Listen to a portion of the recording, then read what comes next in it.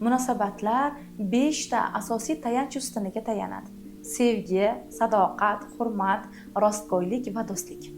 Sevgi bu yurakdan bog'lanish, mehr manbai bo'lib, ikki insonning o'rtasida iliqlik va yaqinlik hissini uyg'otadi. Sadoqat ishonch va sodiqlikni mustahkamlaydi. Ikki inson og'ir, qiyin vaziyatlarda bir-biriga sodiq qolishni ta'minlaydi.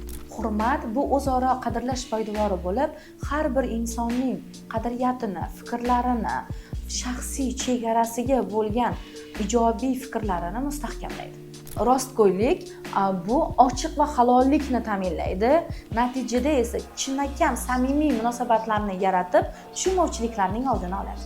Do'stlik bu birga bo'lishdan zavqlanish, bir-birining qiziqishlarini hurmat qilish va og'ir holatlarda esa bir-biriga dalda bo'lish orqali hayotiga quvonch baxsh etadi.